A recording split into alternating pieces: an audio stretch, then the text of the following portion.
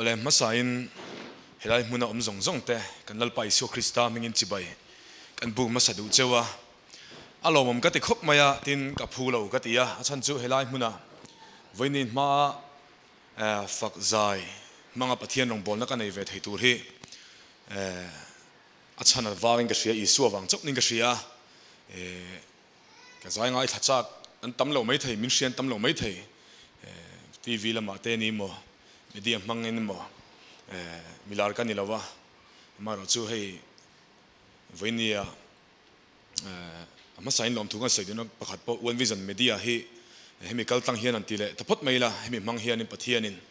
hilaya rong bolna hun rem chang min buatsaih sakani ti atin numa thingi bula po achunga po lom thuma sain kan soidua tichuanin zai tur min soma ka zai top mayang chu katia amaro chu phone call ding kan in battery na ka phulo ka tia voini min Beiseina po saving toite kan neyanga tichuanin voini ya hian hei preview tu te tin thlang zar tu te thu soi atang te po khanin ka thu soi tu ri in relate chaw lai ka hria ain chaw be chaw vek maya Pathian thu hlutzia karilruwa alo lang na sakhop maya tun lai chu itin voini atana ka in buatsaih chhona po etinanin thu toi te ti maila sharing kan tingji soi tur hianin in buatsaih har le zualing ka hria soi tum soi tho si ni masela toy kim chang sia han soi don hianin ka thiam lo khop maya voinia po hianin ka ri deuh nok nok mai theyak ka le hi to dewa ka thang fia lo thina chang chuan ting deuh chu ni a ti chuan hei ka nun kong le Bible ti ni a Bible a hianin Pathianin na buaina khat mi hring a chinfel na hi kan hmutam hle maya a bu chung thu po hi Bible hi buaina khat misual thiam lo chang to van kai tur po angai na om to lo mangai na ina Pathian ina a chinfel na bu mi buaya chinfel na bu ning ka hria nang le ke chu voinia hianin a hlu ka ti atin chumi chung thu a chuanin Bible a hian mitam takan langa then chumi fel tam takte a then chu no chi zuar te mi pol lo tak tak po an langa ni nima sela ro puina em chu enga tinge Bible a hian Pathian lekha but hiang hlim ni si Pathian tho khum ni si enga tinge no chi zuar ten lan le ti hi misual de enga tinge nan le ti hi karilu hian om thina nima sela mak de chu Pathian that na heng ho zong zong a hlia khu ta vek mai ni asan chu ani chu kan tan fin na te fel na te thiang hlim na te tlan na te siam ani tin min lo sila asan chu a chunga nun buai om zong zong a chunga harsatna tawk le thupui ngai suam hmang tawk te ta na an fel na le an that ani tur hi Pathian ni Bible a hian ain pumpe kan ni ti kan hmua chu toy tain kan soidu pakhata le pakhada chuanin Pathian thu Bible a injia Pathian thu kan ti hi mihring tan enge kan ti chuanin Pathian thu hi kata na thalo tur angalang hi Pathian thu ni ti ma sain kan soile dua achan chu Abraham chung changa te mitam tak chung changa Pathian thu an mania alo thena Pathian in puan na alo thena an na tho tur tam tak kan hria Abraham hena Pathian in ti tura ati dona Pathian o lo thleng te po kan hria ni Abraham nun chu ka soi tam lawanga ti chuanin Abraham tan hianin a kholam le apa ina ta chuaka Pathian thu zok a om le si lo mai nga ti le Pathian hi ka zui sual le mai siang ati ngai tu na zong zong nei chung anei ve tho ka ringa asan chu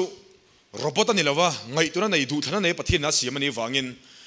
ma se athan tur zok Pathian thu chan thei tunin a du thana chuanin Pathian thurin tir zok nia ka ngaya ti chuanin anuna khan zona om ve ka ringa fapa ve me nupui po nei to ne sari nei to a anupui nen apa in lama tan chuak dona apa putar ti mai teang ti maila hei chungkwa mi pa chuan chom le turin paten omlo chuanin chungkwa enkol tu kan ke po ka pa om to lova ti hianin a le pek chu keima ani so mai mi pa om chun kania chu tiang chuanin ka chung te hi kal sani la khoy mo kal dei la mitam tak chuan min dem ngotin ka ring achan chu Abraham khan apa khatianga pa en kol ngai nu le pa en kol ngai han kal san top mai kha atan han Pathian thu kha thalawani chaw zok in a lang tat mai ni tin voi tam tak Pathian in a bethina tin isaka hlan tura ati lai po in ma ni fa pa hlan tura Pathian o lo thleng hi eng Pathian nge niang le ti Abraham na hian in voi tam tak zona om ve fo hi ka ring thina atan hian Pathian thu hi alang lama chen a tha lol lawani tin china pokhan mosia chungchang te po khan an soita mosia chungchang a po ai gupta ta Pathian in an salta na laka ta an shoi chuaka anni chuan thalera omdan an thiam don lo achan chu ei turan mamo a tuyan mamo a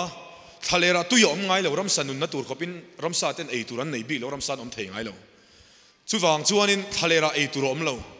an nei chun chu Pathian thu ni chu mosia po azam ve ni tunge ini tia ka soyang ti in Pathian hne na Pathian po an silta achan chu Israel mi ten kumzali chuang Pathian ina alo ngoi san to te mai te ang abiak to zen lo an saltang to ho kha intinge an pu Abraham atang na chuan Pathian chu an shave ni ma sel Pathian hi enge ni ti an shelawani jo chanchin tha johana bung kha chang khada khanin atirin thu om thu chu Pathian ani thu chu Pathian hne na om ti kan hmuwa Pathian chu thu ani ti kan hmu ni isan mosia po khan Israel mi ten hena Pathian va mershia tir turin an kalta asoi she em ni ma sela omakani ti don ni atia om zia chu thil lang theilo hi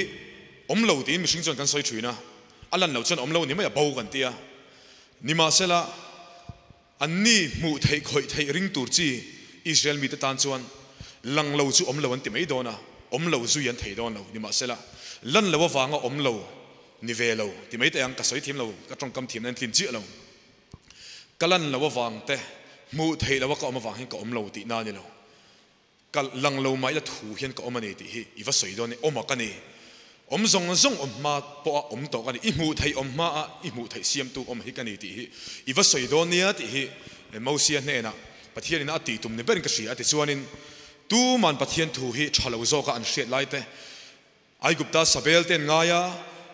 thalera tlum mai turin anin phal lova ai gupta an omlai te po an ngai hi lani chutiang khop chuan Israel mi te khan oma an tan hi Pathian thu hi a thalawani nima sa tu manan oi pui lo lai po in mosia chon ama in Pathian thu hi amal chan pui ngat mai ni chu poi mo hleng ka sia voi ni a hianin Pathian thu mal chan pui pe hi antinanin kan rama chuan Christian kan lo ni a Pathian thu du tak anga mi te pon min lo ngai tur a namdang pon a om ve ni nima sela ni na taka chon kan khosak na hun le kan om na hun adang lam chuan Pathian thu mal chan pui pe hi kan wang em maya kan tong trai lo lai pon lam bo ru kan an hi pa ma ni mi mal na Pathian thu mal chan pui na te ma ni fian rial na Pathian thu zu mal chan pui na hi kan nei tam lo maya chu wang san a thak ber mi ten isui suala ni iti dan hi chu dik lawani tian heti lo deuh hian kal vela i Pathian zui dan hi dik lo i buai pui ma heting te po yang ngai tel velom ti ami tam takin thuan ron lai po a Pathian thu ka tan a tha ka alan lai po a Pathian thu ka chet pui don ani po a ka zom nei ham thatna ni ti in Bible chuan min lo sila luka bung som pakhata khanin mai che pakhata lo out chuaka pai na pum chu ham tha in hu ta nek po ti in lo soi ni chuanin ani chuan ni zong ani ni ma sela Pathian thu sia zom te mi ham tha ni ti in a soi ani hela hian kanun min khoi khop maya voinia hian ka soi tumber chu Pathian thu a thak an ti ham thatna ni ti kan soile zoi duwa asan chu atan kan tan thalo angina lang thin ka ti to kha kan tan thalo ang ina lang thina ai mitam tak chuan nu le pa tanga ro chan tu ro chun tur kan neya ro khom tur te kan neya ham thatna tin kan pian na kan nu le pa lo fu ema wang te po in ham thana tam tak hi kan lo chang ve thei bok ani pile pu chang to po fu sim hi om ve thei ni ya chung po chu om thei ni ya ti chuanin chung atanga ham thana tam tak om ani nima sela hei hian raya dai tak chuang si lova chu wa chana nget ber chu Bible na lo soi chu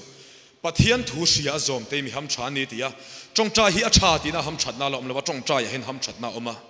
Bible chiari a thangot mai ti ya ham thatna om lova Bible hi ka chiar thina sin ti in ham thatna om chi a Pathian rong bol tu de chu ka ngai sang khop mai rong bol hi chu thavelom ti a hen ham thatna om lo Pathian rong bol na in ham thatna chu om ani ti hi kan soi du ani sia zom te mi ham tha ni ti in Bible chuan min sil mai ni chu wa chuan voini a hian hey nu le pa te pok kan kal khoma nu hetianga iche zel chon kan chung ko po hen kan tuarang pa Pathian thu ringot i buai pui chuan kan chung ko het enge kan mahun ni yang tipon infa te po hin an zot mai thei chau ka chong tra hi kan chung ko na tuar don ni po in ka chong trai zel nei ka ta na Pathian thu ham that na lo thlen na tur chu ni ti kan soi du ni a hlu ka ti em maya chu wa chon kan ta na thul thi a thil a thak thu a thak mang hin Pathian in misual min chan dam hi tha ati hle a chu wa chon voin ni ya hian he thu a thak Pathian thu hi i buai pui zel anguti hi kan soi du ani thalo zok angin langma se voini ka rong bol chok tur chu kan chung ko chon kan tuale don ani mo tlemin kan thei pui le don ani mo tia alo omani point bol zero chu Pathian thu ham thatna chiat pui lo khopa Pathian thu kal pui na hi ham thatna ni chu keimanu na po achiang hleng ka sia Pathian thu hi chiat pui don lo maila aba ham thatna tur dang hi khove ka nei vakin ka chung lawa chu ban chung ka chiat pui don ni pon ka that pui don ni point Pathian thu ke chu buai pui zel hi ka du ni ti hi ama sain kan soi du ani rai to mai thei min lo shi thiam don ya chu ban chon vai ni ya hian Pathian in min chan dam na khovel ina an lo beisei ang ni lo Pathian ral vek na ro pui lo bera aron ral na thu a thla Calvary cross mang hian Pathian fak na hla po han sak ka duwa cross thu chu boral mek tan chuan at na chan dam mek itan ro chun Pathian thil ti thei na ni Pathian thil ti thei kan mu na chu mi ten an kal pel mi ten an char mai thu a thakini toy te pakhat chi ruthi khan po aza huana mi char mai le mi char du lo bu chi alo ten an char mai kha wa char ve ni api na omine na an ei tur kha chuwa chon voini ya hen mi te kalpel Pathian thu mi te na an kalsan mai Pathian thu an char mai mang hianin loin build vero ti hi kan soi do ni chu a thaber ni kan soi do ni kan Pathian faknan o cross ti kan sang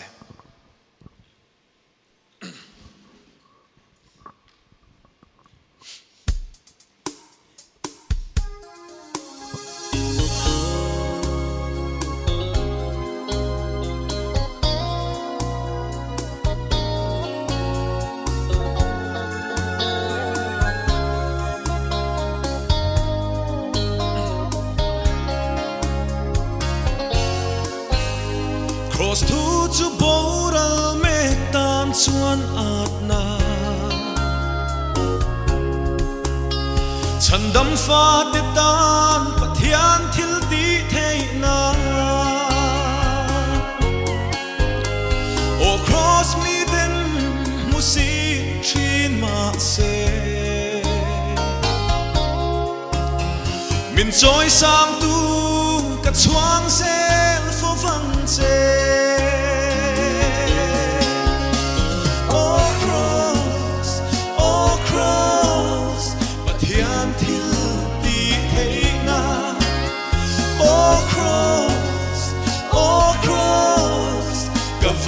ngai sang che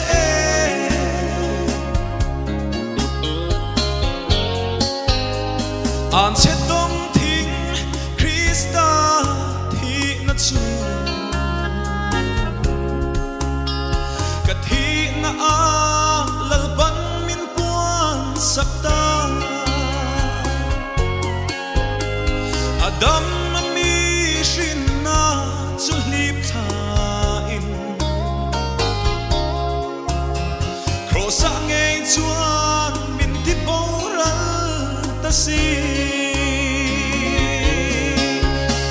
oh cross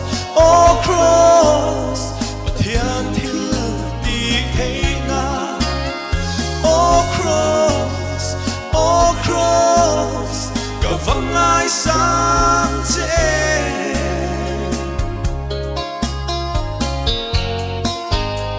Krista thi na a thi ve to te chuan thole Krista nun na an chang nge yang he din mun hi lalpan itan nge chuan asiam che hi I haider donem Oh cross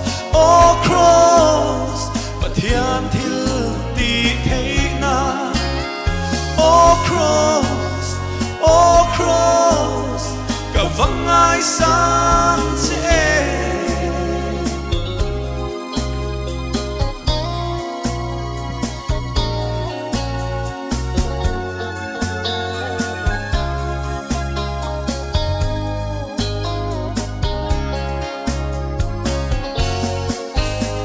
an chết đông thính Christa thì nó chu cả thì na a lal ban min puan sắc ta Adam mi shin na chu lip tha in Kraws ngay chuan min ti boral ta si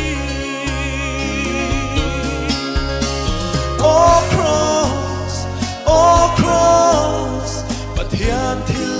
Beiseina. Oh Kraws, cả vắng ngai sang che.